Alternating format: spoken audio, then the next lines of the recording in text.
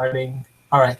It's a basic assumption in comparing the production possibilities curve of two nations is that those possibility curves reflect differences in resource availability and technological capabilities.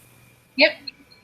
The slopes of the production possibilities curves for two nations reflect the opportunity cost of production in the two nations. Yep, I got the ratio of the ratio at which nations will exchange one product for another is known as the terms of trade. Yep.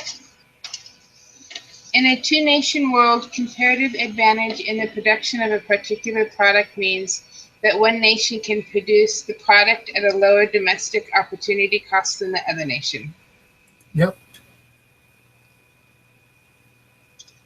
The table below shows the output either matches or either machines or wine that each unit of input in France and Germany can produce. Refer to the table above. Given on the given information, we see that. So this was tough for me. I was like, Germany has a comparative advantage in producing wine. Yeah, that's what I got. Yeah, because I was like, because yeah, Yeah, yep, because it didn't the other ones didn't make sense. Like neither country has a comparative advantage yet they're not the same, so that that's not one right. didn't make Mhm. sense. And then Germany can produce machines at a lower opportunity cost in France. Well, that didn't make sense because Germany's one and France is three. Yeah, I crossed that one off. And then 3 to 1. yeah, yeah. That's So I was exactly like, like, yep. That's how I had to do it too. I was because if it would have said France can produce machines, I would have been like, oh yeah, that's true. France can produce machines at lower opportunity costs, um, but yeah, Germany has a comparative advantage in producing wine. It only costs them one machine. yeah. So yeah, I was like, good. Okay. Number 6. Major achievements of the European Union include the following, except established a common fiscal policy among its member nations. Yep, that's what I got. Globalization of resource markets has resulted in the business practice of offshoring, with which involves I have both an outflow as well as an inflow of jobs in the U.S. Yep. A trade deficit refers to a situation where exports are less than imports. Yep. Use the table below to answer the question. The question below, the table shows the schedule of the import demand in country A and the export supply in country B at various dollars prices. Column 1 is the price of the product. Column 2 is the quantity demanded for imports in country A. Column 3 is the quantity of exports supplied by country B. Refer to the table above. The equilibrium world price in this two-nation model will be $3. Yep.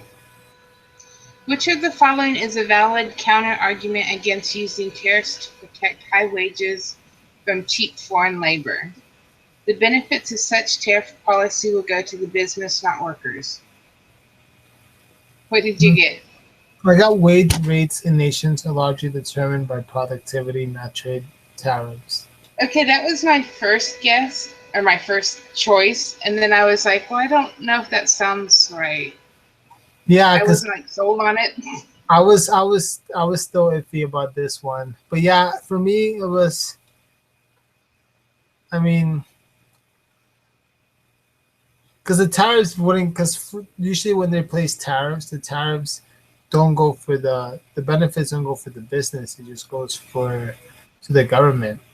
Well, yeah, that's what I kept reading too, and that's why I was like, Yeah, yeah, but the okay, wage rates in a nation, yeah, this is like one of those that I had to like um just remove the ones that I knew weren't it. okay, that makes sense. All right. A natural resource abundant nation would be expected to export a land intensive commodity such as meat. Yep.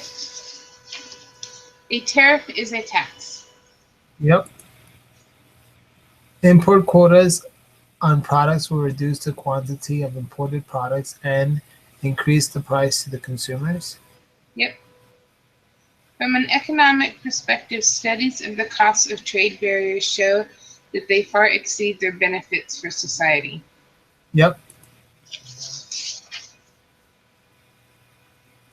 The graph below shows the supply and demand curves for dollars in the pound-dollar market. Refer to the graph above. Assume that D1 and S1 are the initial demand for supply of dollars. The exchange rate would be, is $5 equals 1 pound. Yeah, that's what I have. Foreign exchange rates refer to the price of one nation's currency in terms of another nation's currency. Yep. If the US dollar appreciates relative to the British pound, then the pound will depreciate relative to the US dollar. Okay, number 18 I need help with because I didn't get it. Okay. United States exports, the international tourism and foreign capital inflow into United States will give rise to, I put a supply of foreign currencies to the United States. Okay, that's what I put too because I figured exports brings in money, right? Yeah, I was. And then people would be coming over here bringing their money. I don't know. Oh, wait up. Wow. Exports in United States exports international tourism in the United States. Oh, okay. So basically, yeah, I understood it correctly. And foreign capital inflow, yeah. So it's gonna be an increase of foreign currencies because people are gonna be wanting to exchange their foreign currency in the U.S. Okay. Yeah. I was like, it couldn't be a demand because they wouldn't be asking for foreign currency. It couldn't be the decreased foreign exchange, is the opposite. And that wouldn't cause the dollar to fall, Okay.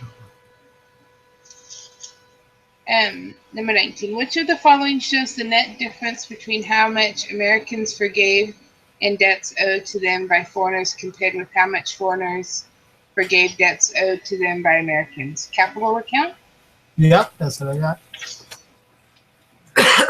Last one. This one was tough for me too.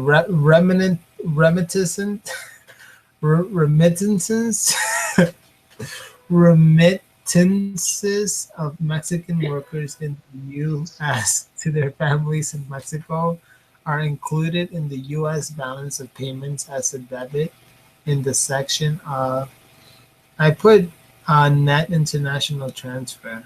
Yep. Okay. Yeah, that's what I got. Yeah. All right. Awesome. I guess this is going to be our last meeting. Yeah, it's been nice.